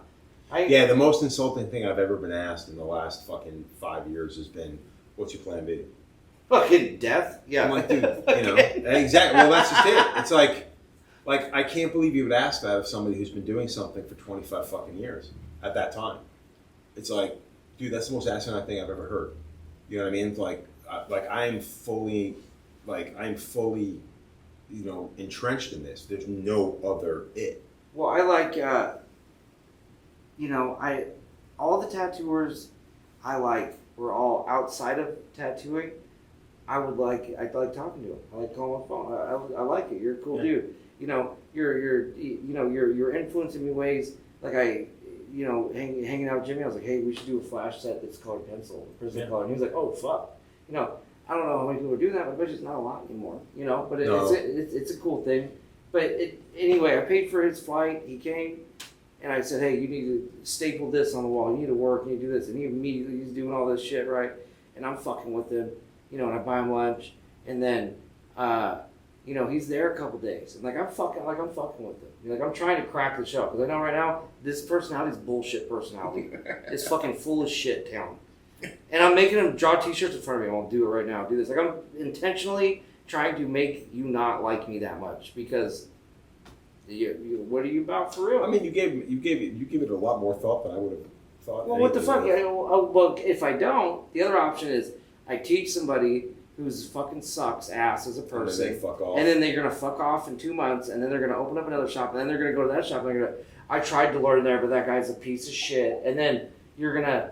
either the worst thing could happen is that guy gets really good later and he's fucking a jackass, or they suck forever and you've now contributed garbage To that, yeah. You have contributed garbage because I mean, statistically, I should not have been a product. I shouldn't be sitting over here with you right now. I should have been fucking lost in the caverns of the same dudes I know that are sitting on the same street doing the same bullshit. They haven't done anything. And Well, I mean, that's testament to everything you've brought to this.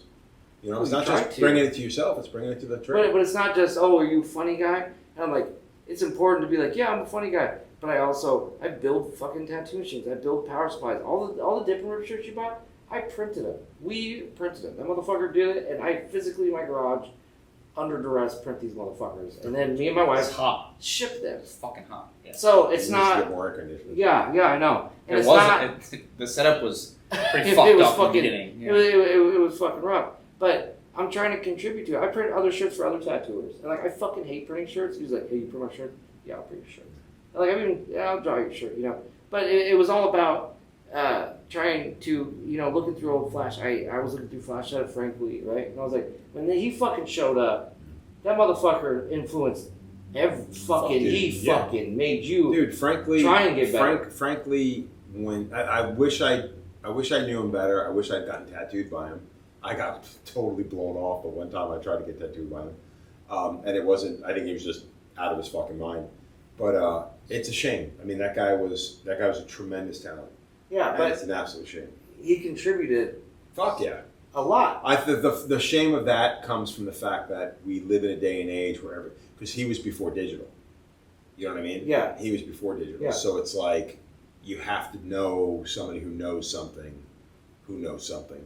to actually know who Frank Lee is now. Because I guarantee the majority of the people who are going to watch this are going to have no fucking clue who Frank Lee is. Well, And if I'm wrong on that, fucking put it in the comments because I'd love to know But that I'm wrong. I remember seeing you. I remember seeing Jimmy, Tony Ciavaro. You know, I remember seeing Clean, and he was in the same circle of people, and it made you want to get better at tattooing. You look at theirs and go, "Fuck, I need to get." These guys are destroying it, doing it.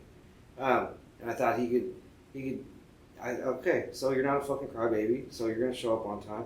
Here, and I was telling him tattoo when he said I was telling him tattoo stuff. I was telling him like history. I was like, hey, dude, so this is Sarah Jerry. Ed Hardy came here, and that's the reason when someone comes into a shop, they can tell you what to draw because before that it was literally only the fucking Flash. And Flash, you know, explaining simple truth. Flash is a tool, man. It is a menu. It is not a, you know I love painting Flash now because to me that was the art form that tattooing brought that's going to be long after all the tattoos are gone because tattoos only last as long as a person does. Right. But the format of Tattoo Flash, to me, is, you know, it's fucking 11 by 14. It's fucking, you know, that's the only thing I fucking want to paint that size 11 by 14. I get that, but it is fun to see. Like I said, I just bought those prints from JD Crow that Mike Malone had.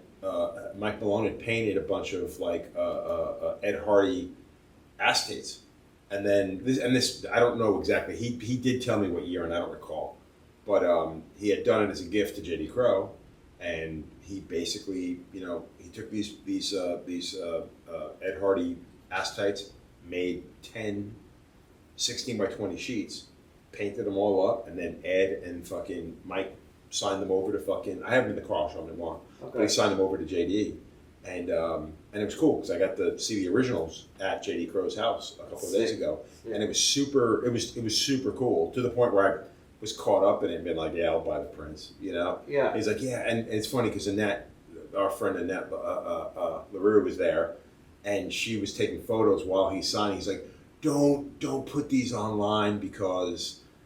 You know, I don't want people fucking calling me up and I got to figure out how I'm going to fucking ship them these prints. He's like, the only way you buy these prints is if I'm physically standing in front of you. And I'm like, all right, cool. Made the pilgrimage to fucking Crow's house. I got the prints. So it was cool. It was definitely cool. But the fact that you're here, I'm here, we're here, you're putting the effort to contribute. You're going to talk to a guy, you're going to meet a guy, you're going to do something like that. So, you know, now with the online, yeah, you can do almost everything. I know people, they just come in, they're the only person in the place, they have appointments or they don't, it's all email, and it's very, like, to me, I like a tattoo shop. I like fucking shit going on. I like our tattoo shop.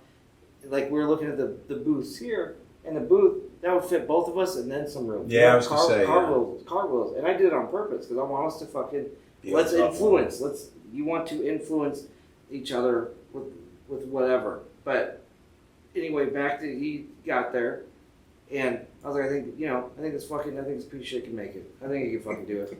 I was like, at least he's not a fucking quitter. He showed up here. I mean, he's fucking down to do shit.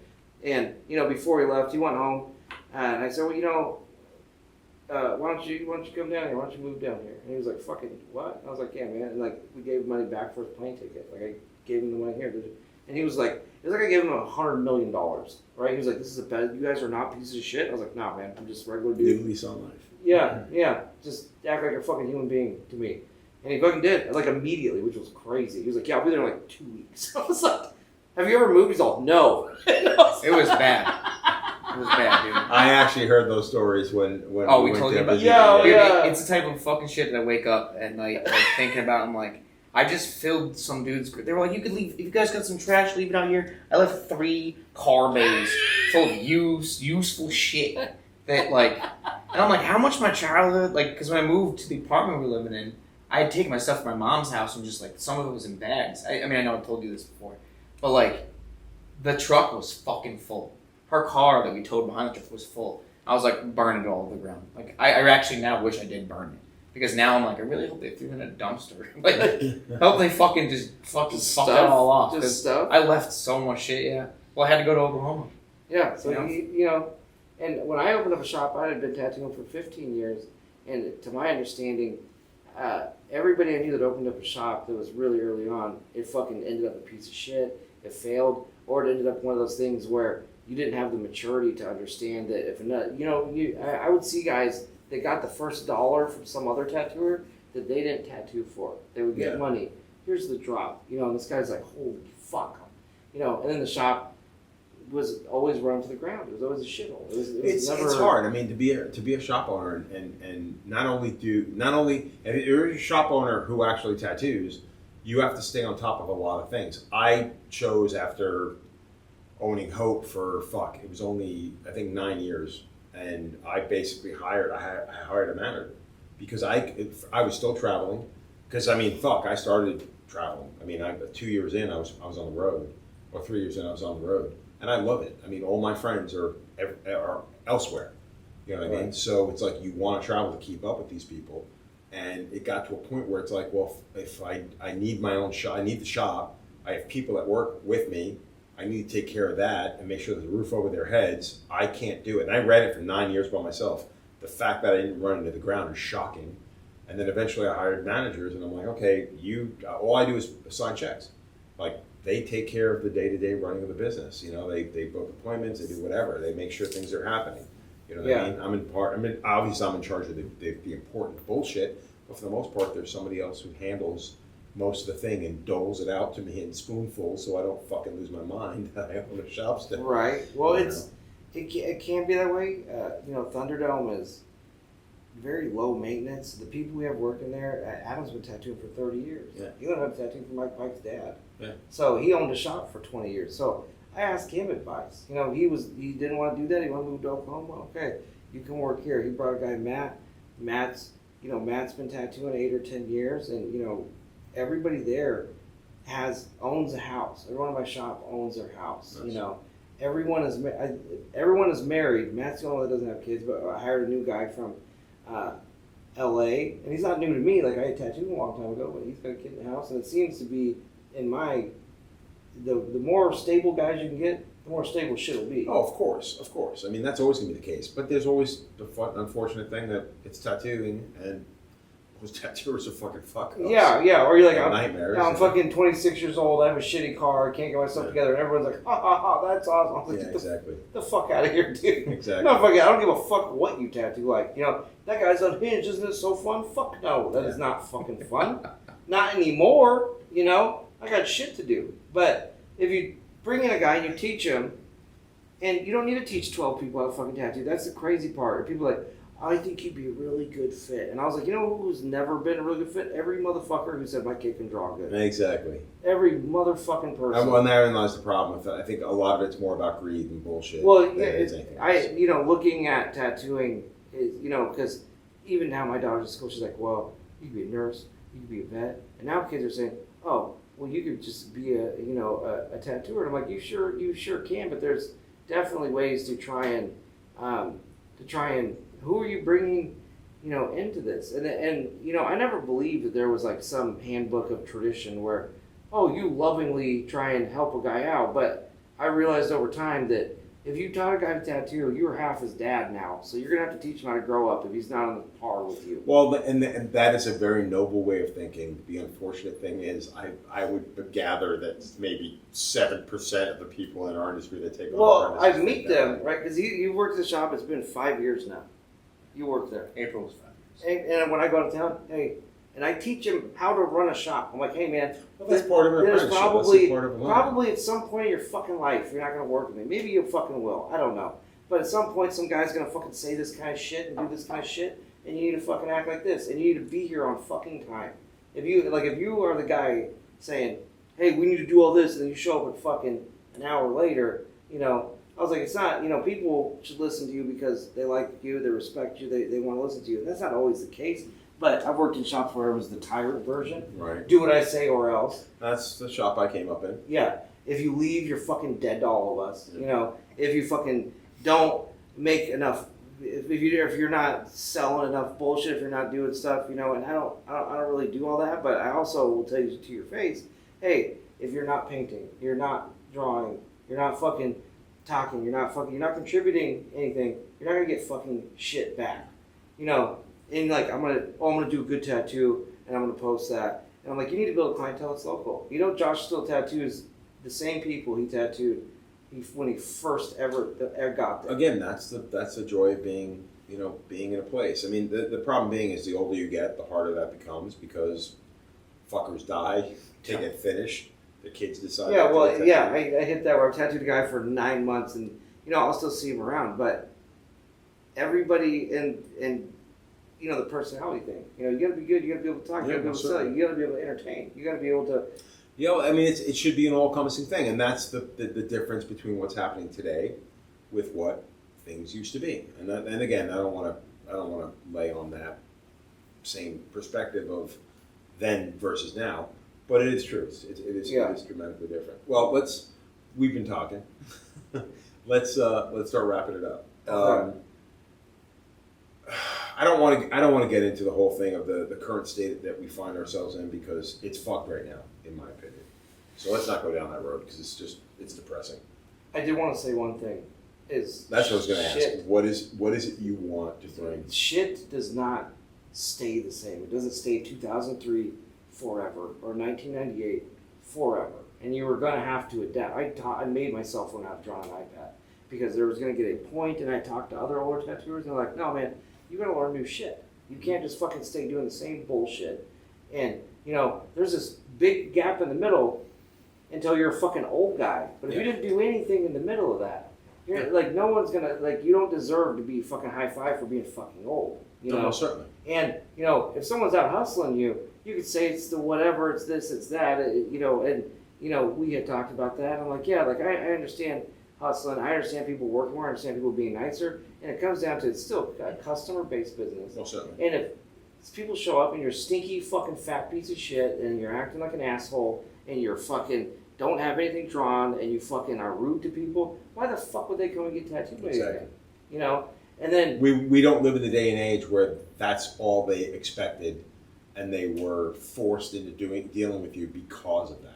Yes, it was back then that was your only option. Right. But now the opposite end of it is, I see when they opened up the Threads thing, dude, it's like the world's worst take on tattooing daily by fucking some dude who's had not tatted ever, right? I was like, you've never done any tight shit in your life. I can tell because your outlook right now is that of a dude. It's like a dude who's like, let me tell you about Europe. I'm like, you ever been there? He's like, no, but. Yeah, but I heard this. But I'm telling you what. And I'm like, okay, man. And I'll read it. I'll read the whole thing, And if you're old, you have to learn some new shit. And I know plenty of old guys, they're fucking learning. They're doing fine. They're learning new shit. They're seeing new people. I still see new tattooers. Oh, this guy's great. And I see tattooing that I don't fucking even understand. Like, what was the one where this was a long time ago, somebody did a line, and people had 10 quadrillion likes in the world, right? Oh, dude, that's the same thing with, like, individual, these scratcher guys that are, like, play acting at being artists, and it's like, they're doing this silly shit on people poorly, and it's like, people are eating it up. Like, what do they call ignorant style or whatever the fuck it is? I don't even know. I see. And that's, again, I don't want to go down there because that's a whole fucking other thing. But it is one of those things that social media has changed the way a lot of people think. So don't get me wrong, I agree with everything you're saying. The problem being is it's that much more of an uphill battle for an older person. I mean, and dude, I've gone out of my way to try to be up on a lot of shit. I mean, well, if nobody has told you, hey man, if you're gonna open up a shop, you don't need to open up a shop 3 years into tattooing. You know, you don't need to open up a shop 2 fucking seconds from the shop you left. Yeah. To quit opening up a fucking shop right next door to the goddamn place that's already been there, and then pretend like we should all get along. Like, on top of that, first of all, it's an ignorant business strategy. It's insane. It's an ignorant business strategy. And then on top of that, like you said, to assume that they shouldn't be upset.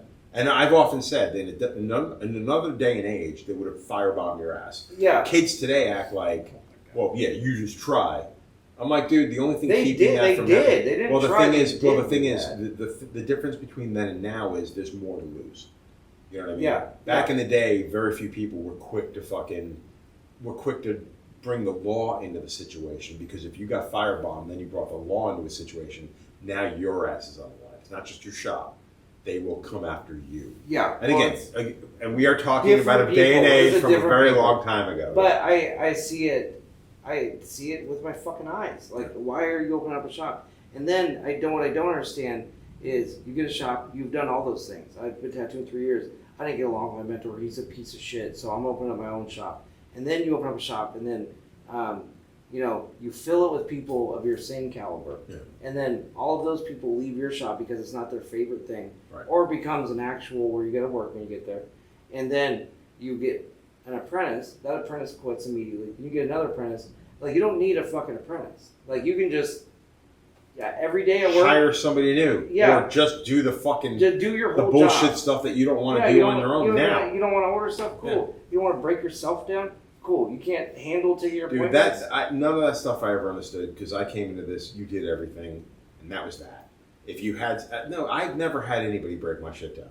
I've never had anybody set my stuff up. Although I've never apprenticed anybody, and I get that's one of the things you would do if you did. Yeah. But that's not something I've ever wanted to do. Well, I told him one day, hey, you're done breaking me down. You're like, cool. I'm like, I'm only having you break me down so you know how to fucking break me down. Exactly. Not because I'm a lazy piece of shit, And I wish I kind of bookmarked that. I don't remember. I told you were done. I said one day, hey, you're done breaking me down. And set me up. You're And then you hard never to did it fuck again. Yeah. And then you work at a lower rate than everyone else. And then you get, and the only reason you're doing that is because, you're selling the car for gas money. You're going to end up selling, your livelihood too. Because right now, maybe it's not slow for me. I'm busy. It fucking will be.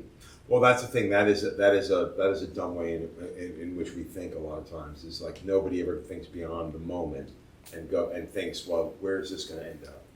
So, all right. Well, on that note, it's late. It's really late. Sorry, Jonathan. Good. Jonathan Fudd's working the fucking cameras for us. Thank you, man. You're welcome. So, is there anything else you want to really touch on, or can we? I think that was it. If I said anything and it hurt your feelings, I'm not sorry. Oh, whatever. The one nice thing, the best thing is, the best thing about having your own YouTube channel is the only people who give a fuck about what you have to say are the ones who honestly agree with you. You agree with me? Because I'll go on somebody else's YouTube channel and catch nothing but mad fucking hate, and not for nothing, if any of those people happen to be watching this, fuck you. Yes. But no, it's true. It's like, realistically, this is my channel. I don't give a shit. Yeah. But again, I don't think I've ever done anything or said anything that I wasn't passionate about and mean 110%. So if you don't agree with it, I get it. Don't give a fuck. It's okay. It's okay if you don't agree. I just think if you want to be in tattooing, be in it. Be the fuck in it. Then. Yeah. But quit just. Fucking It'll be interesting to have a conversation like this in about 6 to 8 months and see who really is into tattooing. Yeah, I'll be in it. I'll be fun. Maybe I'll be sad, but I'll fucking be in it. You know, like I said, according to all my stories, like I'm not new to being broke. You know, No, I'll exactly. figure it out. Yeah, I mean, with me, it's more about the fact that I just really do enjoy doing this, and I want to continue to do it. And that's it. Yeah, that's it. So well, thanks for letting me talk on your camera show, Joe. I've never done it on my camera This is show, your camera the show. moving picture show. This is your camera show. No, definitely. Yeah, fantastic. So So I I'm appreciate gonna post this too and say, oh, this I'm gonna take as much credit and gain as much as possible from this as well. Well, honestly, that's the whole point of doing a stupid show like this. So Okay. I don't care. I mean, I've done podcasts just because. Fantastic. Yeah. Well, all right. Well, again, thank you guys very much. Yeah, Very thanks welcome. for asking me to be on. And Jonathan, thank you. You're welcome. Sleepy. No, I'm sorry, man. You're yawning, I'm yawning. Hey, everybody, thank you very much for sitting in on another fucking long late night episode here. Like and subscribe, and see you when I see you.